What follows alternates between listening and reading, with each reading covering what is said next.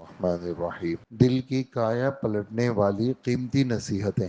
جناب رسول اللہ صلی اللہ علیہ وآلہ وسلم کا فرمان ہے، جو اللہ تعالیٰ کی ملاقات کو دوست رکھتا ہے، اللہ پاک بھی اس کی ملاقات کو دوست رکھتے ہیں، اور جو اللہ کے ملاقات کو برا سمجھتا ہے، اللہ پاک بھی اس کی ملاقات کو برا سمجھتا ہے۔ حضرت ابوبکر رضی اللہ تعالی عنہ کا فرمان ہے، جو کام پیش آتا ہے وہ تو قریب ہے، نزدیک ہے، لیکن موت اس سے بھی زیادہ قریب ہے۔ حضرت عمر رضی اللہ عنہ کا فرمان ہے کہ حسد کرنے والا جو تم سے جلے گا، تمہاری خوشی سے غمگین ہوتا ہے، اس کا غمگین ہونا ہی اس کے لیے کافی ہے، تمہیں بدلہ لینے کی ضرورت نہیں، وہ خود اپنی آگ میں جل رہا ہے۔ حضرت علی رضی اللہ عنہ کا فرمان ہے، نیکیاں کر کے ثواب کمانے سے یہ بات زیادہ بہتر ہے کہ آدمی گناہ سے پرہیز، نیکیاں کر کے ثواب حاصل کرنے کی بنسبت گناہ سے پرہیز کرنا زیادہ بہتر ہے۔ حضرت عبداللہ ابن عمر رضی اللہ عنہما کا فرمان ہے، اے انسان،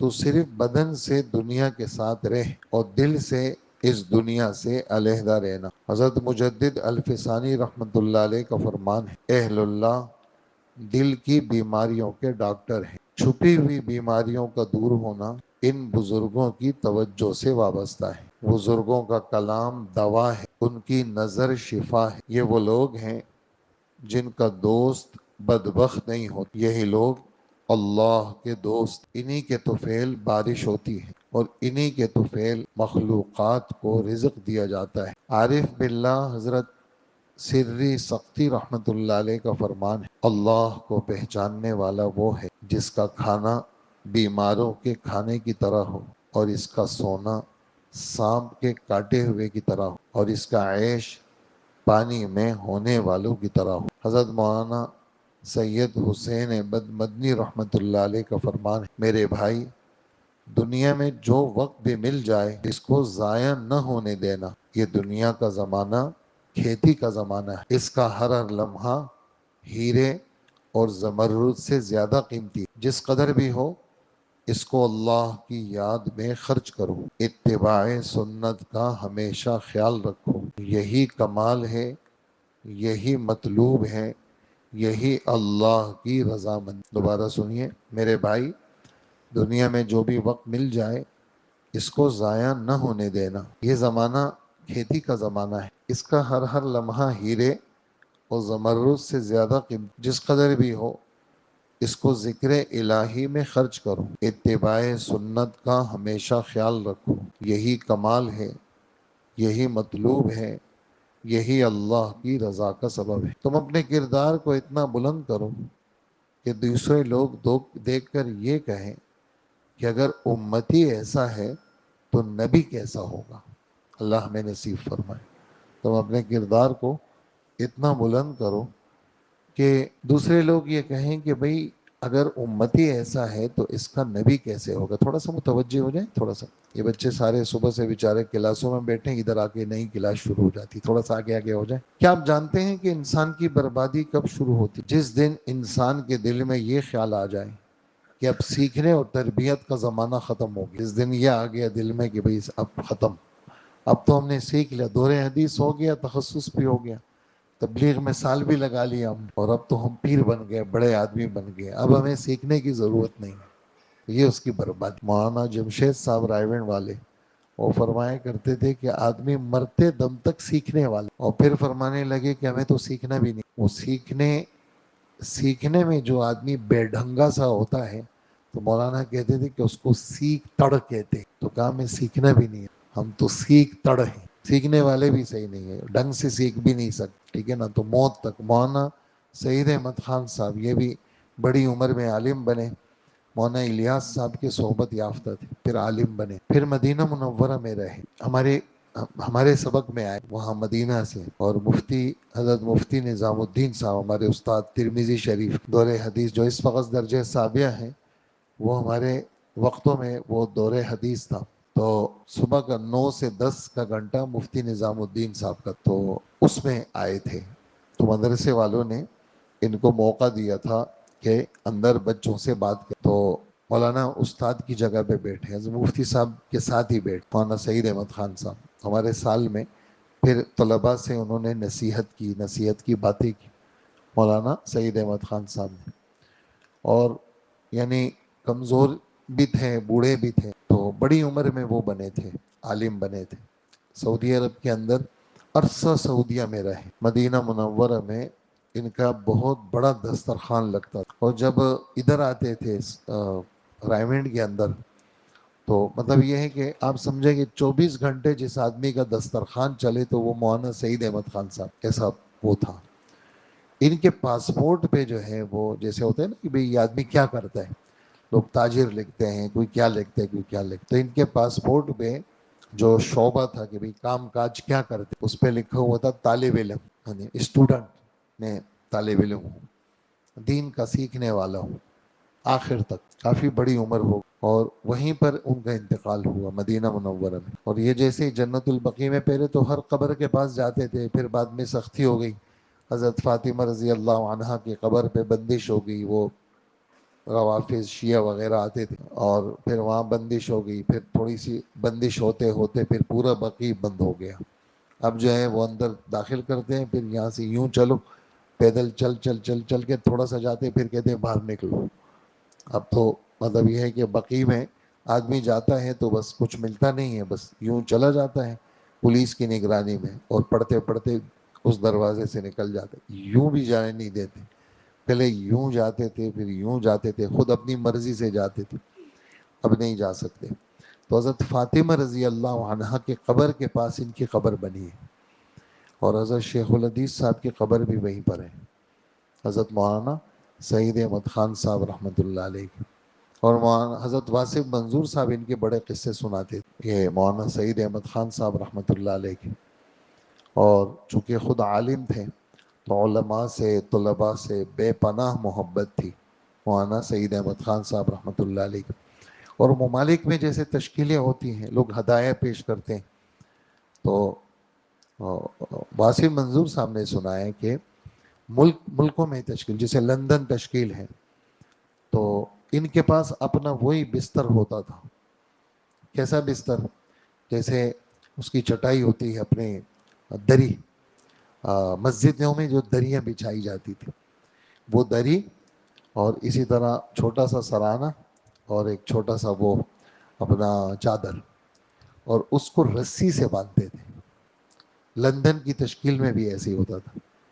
اچھا، جیسے ہدیہ کسی نے پیش کیا تو پڑا جیسے ہو، ماشاء اللہ کتنا اچھا سویٹر دیا تم نے، تو اس کی تعریف کر لی، اور اس کے سامنے پین بھی لیتے تھے، اس کے سامنے پین بھی لیتے تھے۔ شام کو وہی سویٹر جو بہت قیمتی ہوتا تھا وہ صدقہ کرتے تھے، کسی کو ہدیہ میں دیتے تھے۔ اس طرح زاہدانہ زندگی ہم نے خود اپنی آنکھوں سے دیکھا، یعنی بالکل، یعنی جیسے جلا ہوا رنگ ہو، مجاہدہ کر کے رنگ جلا دیتے ہیں، بالکل کالا رنگ، سوکھا بدن، بالکل سوکھا، یعنی راستے میں جب چلتے جیسے پھونک سے اڑ جائے، اس طرح ہوتا تھا۔ کہ کرسی ذرا لے لیں۔ جانتے ہیں کہ انسان کی بربادی کب شروع ہو جاتی ہے؟ جس دن انسان کے دل میں یہ خیال آ جائے کہ اس کے سیکھنے اور تربیت کا عمل ختم ہو گیا ہے۔ تو دوستو، ہمیں تو مرتے دم تک جو ہے، ہم تو سیکھنے والے ہیں، نہ معلوم کس وقت کوئی بات دل پہ لگ جائے اور ہماری تربیت کا سامان ہو جائے۔ اس لیے کہ کامل اور مکمل تو انسانوں میں انبیاء کی ذات ہوتی، کامل اور مکمل انسانوں میں انبیاء کی ذات، جن کی تربیت براہ راست اللہ کی ذات فرماتے ہیں۔ نبیوں کی تربیت کون فرماتے ہیں؟ اللہ کی ذات۔ اور نبیوں کے صحابہ کی جو تربیت فرماتے ہیں وہ خود نبی فرماتے ہیں۔ اس میں بھی آپ دیکھیں گے حضرت عمر رضی اللہ عنہ کے لیے کتنے ساری تربیت کے الفاظ ہیں۔ عمر ایسا مت کرنا، ابو بکر ایسا مت کرنا، عثمان ایسے مت کرنا، علی ایسے مت کرنا۔ روایتوں میں آپ دیکھیں گے، روایات جب احادیث آپ کے سامنے آئیں گی تو حضرت عمر رضی اللہ عنہ کو کوئی بات کہی تو چونکہ مذہب نیا نیا اتر رہا ہے تو سکھانے والا کون ہے؟ ماں کے پیٹ سے تو نہیں سیکھ کے آتے، نبی سکھاتے۔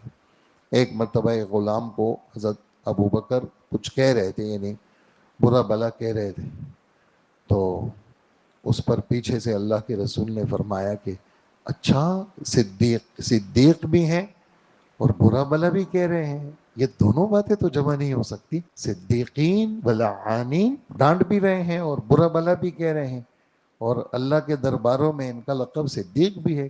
یہ کیسی بات ہے؟ جب دیکھا پیچھے تو اللہ کے رسول ہیں، تو فرمایا اللہ کے رسول یہ غلام اللہ کی رضا کے لیے آزاد ہے. مجھ سے غلطی ہوگی، آپ مجھے معاف کر دیں. تو یہ نبی براہ راست تربیت کرتے ہیں. اس لیے میرے محترم دوستو، ہم سارے کے سارے تربیت کے محتاج ہیں. ہم اگر بڑے اساتذہ بن گئے تو ہم جتنے بھی بڑے ہو جائیں ہم تربیت کے محتاج ہیں. اس لیے گھروں کے اندر جو ہے نا، یہ جو ماں باپ ہے نا، یہ ہمارے مربی ہیں گھروں میں. لیکن یعنی ہم تو مثال کے طور پر میری عمر بڑی ہو گئی، 50-60 سال ہو گئی. میری ماں زندہ ہے، میرے والد صاحب زندہ ہیں، میرے پیر، میرے مرشد میری ماں. مولانا تقی عثمانی صاحب کی ایک کتاب ہے، میرے والد، میرے والد، میرے مرشد، میرے پیر. سمجھے نا؟ میرے شیخ، میرے والد، میرے شیخ، میرے والد، میرے شیخ. تو یہ جو ماں باپ ہے نا، ان کا بدل دنیا میں نہیں ہے. جو ماں باپ ہے نا، ماں باپ، والد محترم، تھوڑا سا آدمی تھوڑا سا سوچ لینا تو پھر آدمی جو ہے نا، ان کے سامنے تو ہمیشہ ہی دب کے رہے، ساری اکڑ ختم ہو جائے گی. تھوڑا سا آدمی سوچ لے، میں جب پیدا نہیں ہوا تھا مجھے پیٹ میں کس نے رکھا تھا؟ میری ماں زندہ ہے، میں دیکھ رہا ہوں. میں پیدا نہیں ہوا تھا تو مجھے پیٹ میں کس نے رکھا تھا؟ ارے اچھا، میری ماں نے مجھے پیٹ میں رکھا تھا. جی ہاں. پھر کبھی چھوٹے بچے کو دیکھ لیا کریں، جب اس بچے نے پیشاب پخانہ کیا ہو، پہلے یہ پیمپر ابھی ابھی آئے ہیں، یہ پیمپر نہیں تھے دوستوں. ابھی تو گاؤں دیہات، غریب امیر، بھوسی ٹکڑے والا، سب پیمپر. غریب کے پاس بھی پیمپر.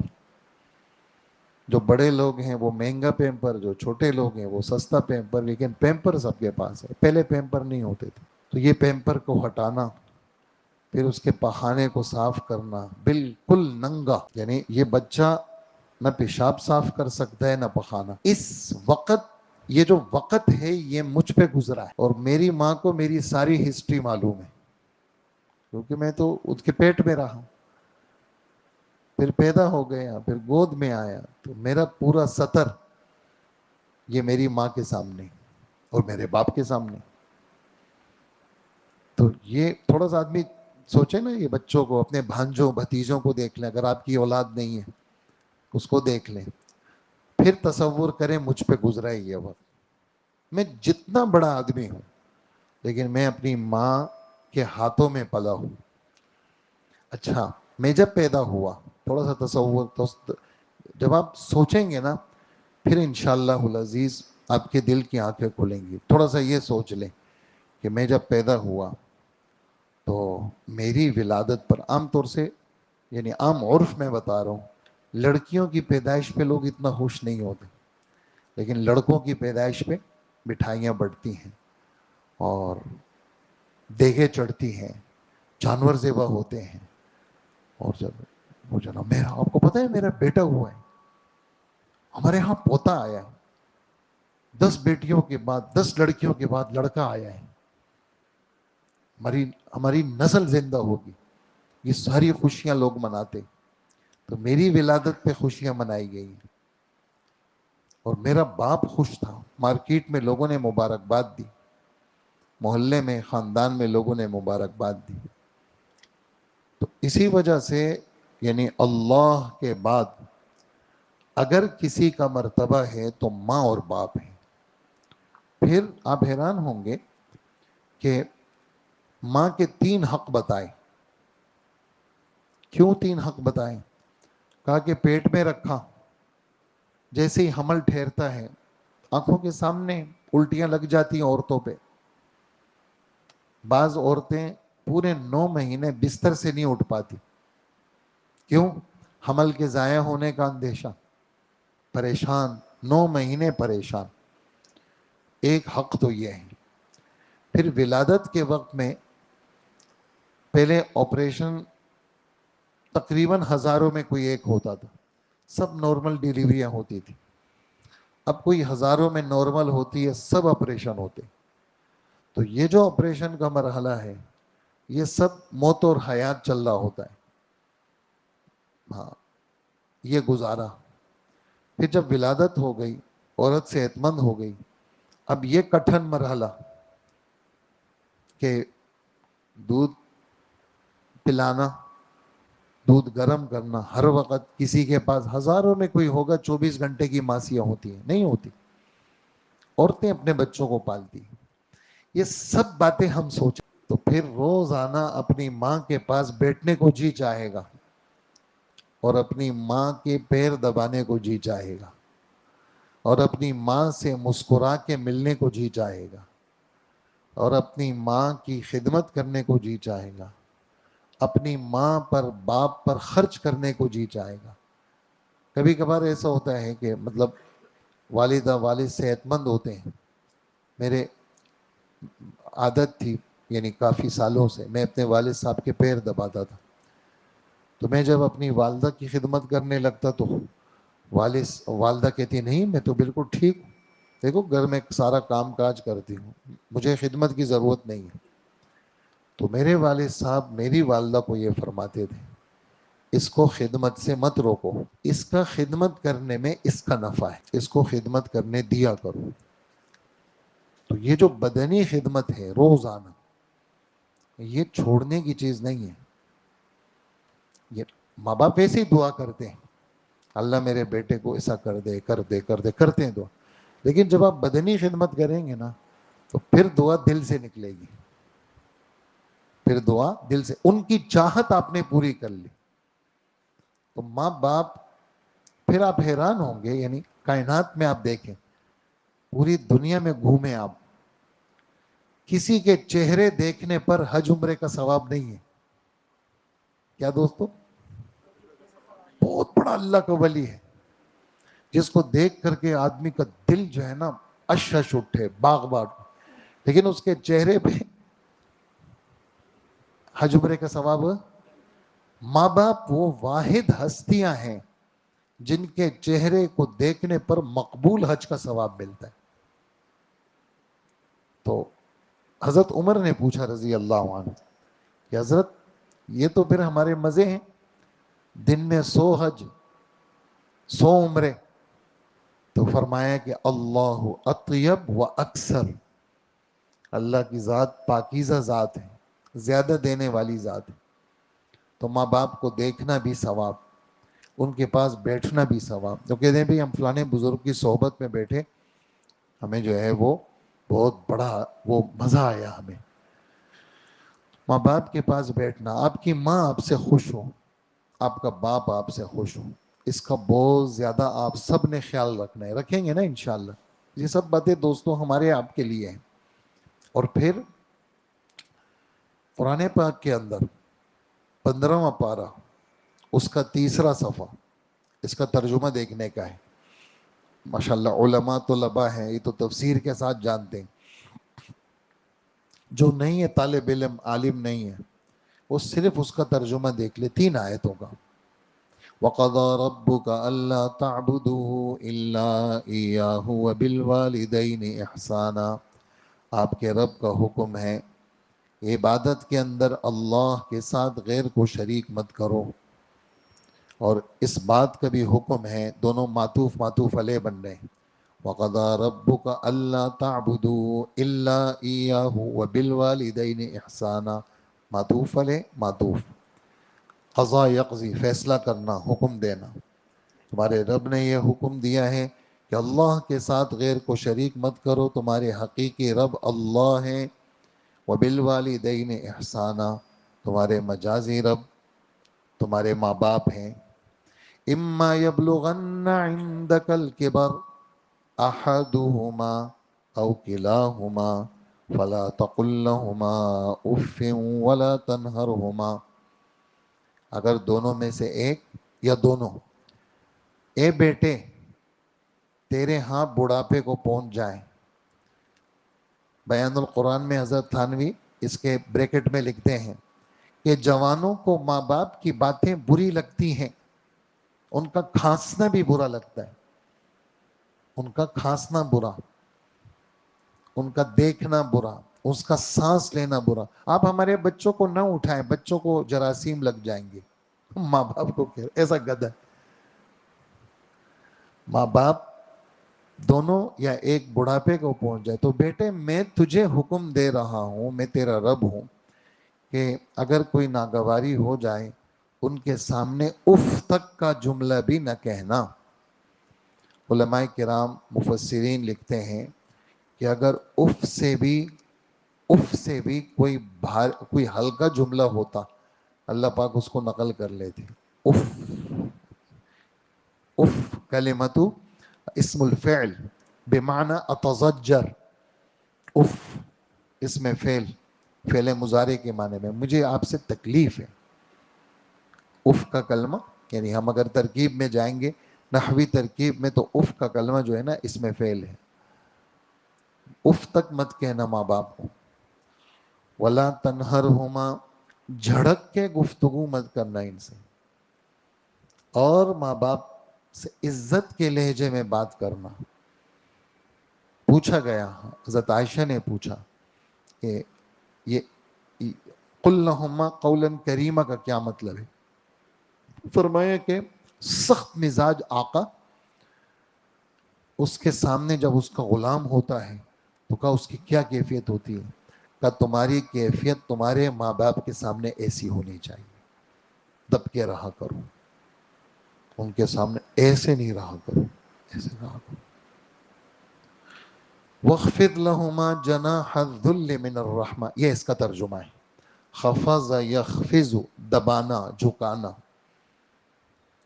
ذل، جناح الذل من الرحمت، من الرحمت من سببیہ بنے گا، رحمت نرمی، ترس کی وجہ سے، رحمت کی وجہ سے، دل کی نرمی کی وجہ سے ان ماں باپ کے سامنے تم اپنے کندھوں کو جھکا کے رکھنا، ایسا جھکا کے رکھنا۔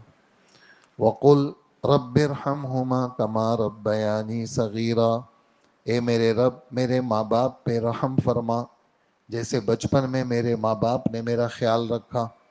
بچپن میں کہیں جواب دیں، میرے ماں باپ نے۔ تو یہ دعا ہم جتنے یہاں بیٹھے ہیں دوستو، اگر ہر نماز کے بعد 3 دفعہ نیت کر لیں، اے اللہ میرے ماں باپ پہ رحم فرما جیسے، اب یہ جو ماں باپ زندہ ہیں ان کے لیے بھی مانگے، اور ماں باپ جا چکے ہیں ان کے لیے مانگے۔ رحم کے زندہ بھی محتاج ہیں اور مردے بھی محتاج ہیں، جا چکے ہیں ان کے لیے بھی، ایک جا چکا ہے ان کے لیے بھی۔ رب ارحمہما کما ربیانی صغیرا، ربکم اعلم بما فی نفوسکم، یہ اندر کے جذبات کی ترجمانی۔ کیا کبھی کبھار تیز جملہ نکل گیا، کبھی کبھار گھور کے دیکھ لیا، کبھی کبھار غصے میں آ کر کے بدتمیزی سی ہو گئی، ارشاد فرمایا ربکم اعلم بما فی نفوسکم، تمہارے اندر کو تمہارا رب جانتا ہے۔ ان تکونوا صالحین، اگر تم واقعی میں اندر سے نیک ہو اور کوئی گڑبڑ ہو گئی تو گھبرانا مت، اللہ پاک رجوع کرنے والوں کو بخش بھی دیں گے۔ کوئی گڑبڑ ہو گئی تم سے تو اللہ معاف بھی کر دیں گے۔ پھر ہمارا رب بڑا عجیب، ہمارے نبی کو کیا بتایا کہ ان من ابر البر بر الرجل اہل ود ابیہ بعد ان یولی، ماں باپ چلے گئے، میں نے ان کو نہیں پہچانا تھا، مجھے تو پتہ ہی نہیں تھا، میں تو جمعہ پڑھنے آیا، میں نے ماں باپ کے حقوق سن لیے، میں تو سیروزے میں گیا، میرے دل کی آنکھیں کھل گئی، میں نے 4 مہینے لگائے، میں انسان بن گیا، اب مجھے سمجھ آئی کہ ماں باپ کون ہوتے ہیں، اور مجھے تو پتہ بھی نہیں تھا، میں تو ایسی محفلوں میں بیٹھا، میری آنکھیں کھل گئی، اب تو میرے ماں باپ بھی نہیں ہیں، اب کیا کروں؟ جناب رسول اللہ صلی اللہ علیہ وسلم فرماتے ہیں کہ موت کے بعد بھی ماں باپ کی خدمت کا دروازہ کھلا ہوا ہے، ہر جمعے کو ان کی قبر پہ جایا کرو۔ کیا دوستو؟ اگر تم نے گڑبڑ کی ہے، اللہ پاک اس بار بار کی حاضری کی وجہ سے تمہیں نیک لوگوں میں شامل کر لیں گے۔ نمبر 2، ماں باپ والدہ کی سہیلیاں ہیں، والدہ ان سے محبت کرتی تھی، تم اپنی گھر والی کے واسطے سے ان سہیلیوں کا خیال رکھو، ان کی خدمت کرو، ان کی مدد کرو، تو اللہ جل جلالہ تو نے ماں باپ کے ساتھ بدتمیزی کی تھی اس کی تلافی ہو جائے گی۔ والد صاحب کے دوست تھے، دکان کے دوست، مارکیٹ کے دوست، مسجد کے دوست، محلے کے دوست، کام کاج کے دوست، فیکٹری کے دوست، ان کی معلومات رکھنا اور والد صاحب کے دوستوں کا خیال رکھو گے، اللہ پاک تمہیں جو تم نے گڑبڑ کی تھی اللہ اس کو معاف کر دیں گے۔ اسی طرح والدین کے لیے ایصال ثواب کرنا، مستقل پڑھتے رہنا، یہ تو دوستو ابھی بھی معمول رکھیں۔ ہر عمل کے اندر مولانا عمرانی صاحب ہمارے دوست بھی ہیں اور ساتھ پڑھے ہم نے، استاد بھی ہیں، وہ فرمانے لگے کہ ہمارے والد صاحب کا انتقال ہوا تو میں نے مولانا احسان صاحب سے پوچھا، مولانا احسان صاحب رائے ونڈ کے حضرت شیخ الحدیث صاحب کے خلیفہ ہیں، رائے ونڈ کے بزرگوں میں ہیں، رائے ونڈ کے استاد حدیث ہیں، اور اس وقت تو بالکل معذور ہیں، لیکن اس معذوری کے عالم میں ابھی اس سفر میں ہمیں فاضل نے بتایا، جامعہ کے وہ سال لگا رہے تھے، انہوں نے بتایا کہ مولانا جو ہے وہ اس معذوری میں بھی ویل چیئر میں ان کو بٹھا کر کے سبق پڑھانے آتے ہیں۔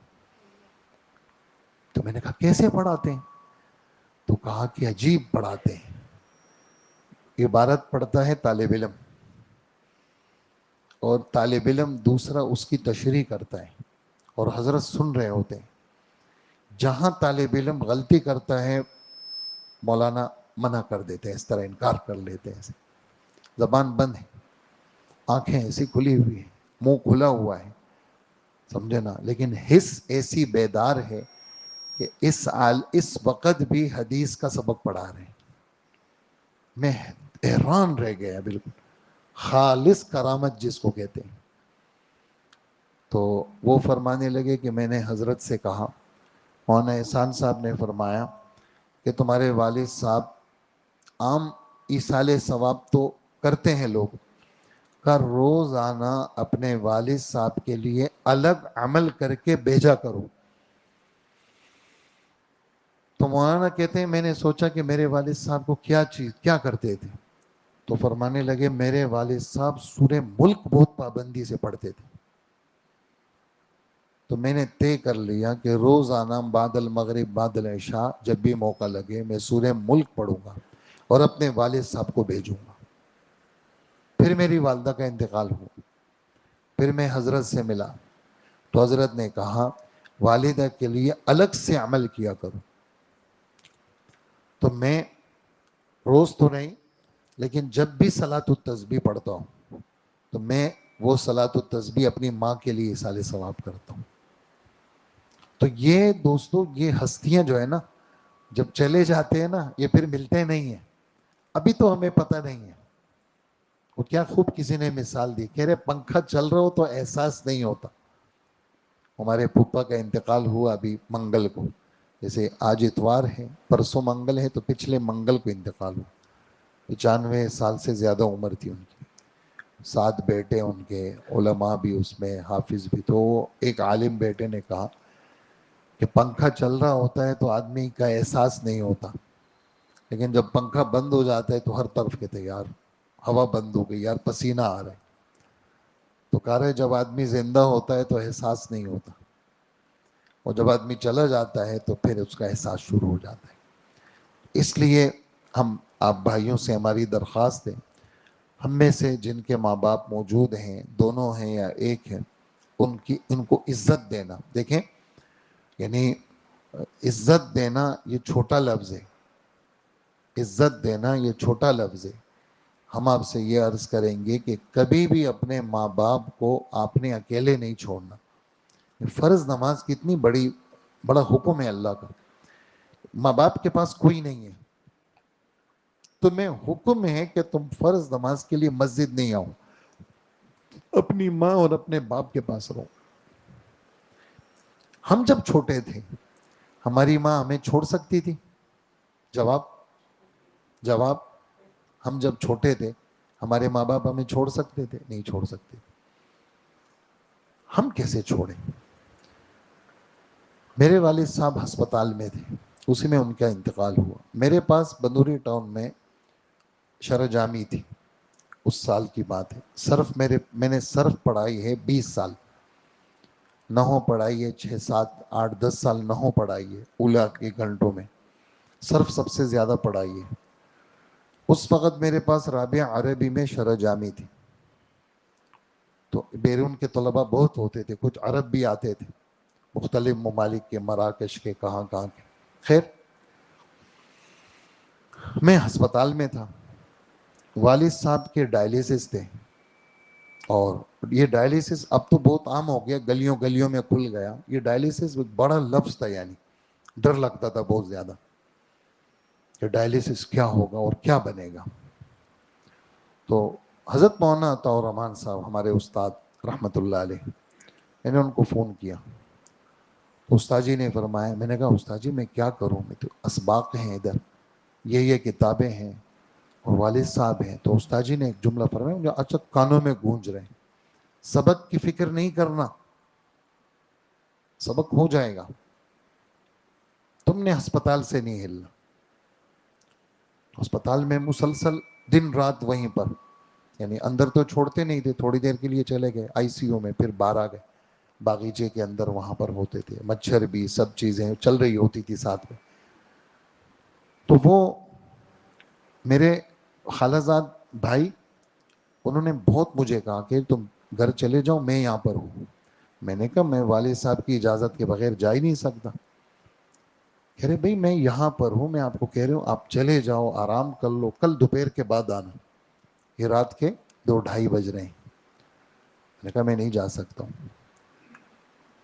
وہ مجھے باہر سے بھیج رہے تھے. میں نے کہا بھائی آپ اجازت لے لو، اگر والد صاحب نے خوشی سے کہہ دیا کہ جاؤ پھر تم رہ جانا، میں چلا جاؤں گا. جب اندر گئے تو اس نے بڑی تمہید باندھی. تمہید باندھنے کے بعد میرے والد صاحب کو کہا کہ میں اس کو کہہ رہا ہوں تم گھر چلے جاؤ، اور جو ہے وہ میں رہتا ہوں یہاں پر. دونوں کو ایسا دیکھا والد صاحب نے. اس کا نام تھا ولایت خان. کہہ رہے یار ولایت خان تم چلے جاؤ، میں اس کو نہیں چھوڑ سکتا ہوں. یہ جو یعنی وفات تو ہو گئی بعد میں، لیکن کہنے لگے یہ جب ہوتا ہے نا میرے پاس تو مجھے بہت سکون ملتا ہے. اس کا صرف یہ پڑھنا، قرآن پڑھنا، یہ میرے لیے جو ہے نا بس یہ سرمایہ ہے. تو اس وقت ایک کتاب میرے مطالعے میں آئی، اس وقت نہیں، یہ بہت بات کی بات ہے. تو وہ اس میں والد صاحب کی وفات ہو گئی. بعد میں ایک کتاب آئی، اس میں میرے مطالعے میں حضرت مفتی شفیع صاحب، مفتی اعظم پاکستان، ان کا ایک مضمون پڑھا میں نے. وہ فرمانے لگے میری ماں بیمار تھی اور میری ماں کو میری فلانی پوتی سے بڑی محبت تھی جو لاہور میں رہتی تھی. تو میں نے اس کو لاہور سے بلوا لیا، تو وہ اسپتال میں ساتھ ہوتی تھی. میرے دل میں یہ تھا کہ بھائی بیماری ہے، ٹھیک ہو جائے گی آہستہ آہستہ. تو میں جب بھی جاتا ہسپتال تو میری والدہ مجھ سے کہتی تھی شفیع بیٹا تم میرے پاس رہا کرو. تو میرے دل میں یہ بات تھی کہ میں تو بڑا کام کر رہا ہوں اور جو ہے وہ فتوے لکھتا ہوں. تفسیر اس وقت معرف القرآن کی تھی، وہ چل رہی تھی، تدریس چل رہی تھی. تو میرے دل میں یہ بات ہوتی تھی کہ والدہ کی خدمت بھی ہو رہی ہے، علاج بھی ہو رہا. تو میں آ جاتا تھا، لیکن جب جاؤں تو والدہ مجھے کہے تم میرے پاس رہو. والدہ چلی گئی دنیا سے. آج یہ مفتی صاحب کے الفاظ ایسے یوں جا کر کے دل کو لگتے ہیں. آج دنیا کی کسی چیز کی کمی نہیں ہے، میری ہر خواہش اللہ نے پوری کی ہے، لیکن اس وقت میں بوڑھا ہوں، میرے دل میں اگر غم ہے تو ایک ہی غم ہے، کاش میں سارے فتوے چھوڑ دیتا، میں ساری تفسیریں چھوڑ دیتا، میں ساری نمازیں چھوڑ دیتا اور میں وہ وقت اپنی ماں کی خدمت میں گزارتا۔ میں اس وقت اس افسوس کے ساتھ جا رہا ہوں کہ میں نے آخر میں اپنی والدہ کو وقت نہیں دیا، ان کے پاس بیٹھا نہیں، کہ بہت بڑے آدمی ہیں۔ تو دوستو، ہم آپ مطلب جدائیاں، دور رہنا اور ماں باپ ہم سے الگ رہیں، یہ کیسے ہمارا ضمیر کیسے مانتا ہے؟ تو اس لیے ہم سب دوستوں نیت کریں، یہ دولت پھر ملنے کی نہیں ہے، گئی نا ایک دفعہ بس گئی، بس جو کچھ کرنا ہے وہ انہی کے۔ ان الجنت تحت اقدام الامہات، کیا چیز ہے یہ؟ کیا پڑھا میں نے؟ علماء بیٹھے ہوئے، کیا پڑھا میں نے؟ اللہ کے رسول کی حدیث ہے یہ، ان الجنت، پڑھیں، بے شک بات ہے، جنت چاہیے نا تمہیں، ماؤں کے پاؤں کے نیچے ملے گی جنت۔ کہاں ملے گی؟ ماؤں کے پاؤں کے نیچے ملے گی۔ تو ان کو خوش رکھیں گے نا انشاءاللہ، ان کو خوش رکھنا، ان سے دعائیں لینا۔ ہاں میں بہت غریب آدمی ہوں یار، ایک تافتان تو خرید سکتا ہوں یار، مثال دے رہا ہوں آپ کو، 70-80 روپے کا ایک تافتان ہے، وہ لے لیا اپنی والدہ، اماں یہ لے، آپ کے لیے لے کے آئے۔ میں بہت غریب آدمی ہوں، لیکن جو میری ماں کو کوئی چیز اچھی لگتی ہے میں لیکن یہ اماں آپ کے لیے لے کے آئے، والدہ کو خوش کر لینا، والدہ کو۔ اور کبھی کبھار میری عادت ہے، میں آپ کو بتاؤں اپنی عادت، کبھی کبھار میں پوچھتا ہوں، اماں میں بھی انسان ہوں، کوئی میری بات آپ کو بری لگی ہو آپ مجھے بتا دیں، میں اس کی اصلاح کروں گا، اور ایسا نہ ہو میرے میں عیب ہو آپ مجھے بتائیں نہیں، تکلف میں رہیں، میری بربادی ہے اس میں، آپ مجھے بتائیں، اور اگر کوئی بات ناگواری والی میں نے کی ہو آپ مجھے معاف کر دیں۔ اس طرح اگر ہماری دوستوں معافی والی، ساتھ والی، خدمت والی زندگی گزرے گی، اس میں ہمارے لیے فائدہ ہے۔ کریں گے نا سارے بھائی؟ اللہم صلی علی سیدنا و مولانا محمد وآلہ واصحابہ اجمعین۔ اے اللہ ہمارے گناہوں کو معاف فرما، ہماری مغفرت فرما، ہمارا یہ بیٹھنا قبول فرما، ہمارا یہ بیٹھنا قبول فرما، فتنوں سے ہمیں بچا لے، فتنوں سے ہمیں بچا لے، آوارگی سے بچا لے، اے ہمارے رب ہمیں بد نظری سے بچا، غلط دیکھنا اس سے ہماری حفاظت فرما، غلط بول سے ہمیں بچا، غلط سوچ سے ہمیں بچا۔ اللہ پہلی پہلی صفوں کی نمازیں دے دے، اور تہجد گزار ہمیں بنا دے، اور تہجد کے وقت میں 4 کام، نماز، تلاوت، تسبیحات اور دعا، یا اللہ اس کی ہمیں توفیق عطا فرما، سنن موقدات اور غیر موقدات اس کی ہمیں پابندی عطا فرما، اور تکبیر اولیٰ والی نماز ہمیں عطا فرما۔ حجاج کرام کافی سارے جا رہے ہیں حج پہ، سب کی حاضری قبول فرما، سب کا جانا آسان فرما، ان کے عملوں میں ہمیں حصہ نصیب فرما، برکت، خیریت اور عافیت کی دولت ہم سب کو عطا فرما۔ یا اللہ ہماری آج کی حاضری قبول فرما، ہمیں ہر طرح کی بربادی سے بچا، آوارگی سے بچا، فتنوں سے بچا، اپنے امان میں ہم سب کو لے لے، اور نیکیوں کی ہمیں توفیق عطا فرما، نفس و شیطان کے حوالے نہ فرما۔ ہمارے کتنے ساتھی طلباء ساتھی مسافر ہیں، دور دور سے، دور دراز ملکوں سے، شہروں سے آئے ہیں، اور علم دین کے لیے آئے ہیں، ان کے سفر کو قبول فرما۔ جتنے سارے ساتھی ہمارے اس محلے کے ہیں، بزرگ ہیں، چھوٹے ہیں، بڑے ہیں، سب کے بیٹھنے کو قبول فرما، اور اے اللہ ہماری دعاؤں کو قبول فرما۔ وصلی اللہ وسلم علی نبینا محمد وآلہ واصحابہ اجمعین برحمتک۔ اوپر چلے جائیں دوستوں، ہمارے ساتھی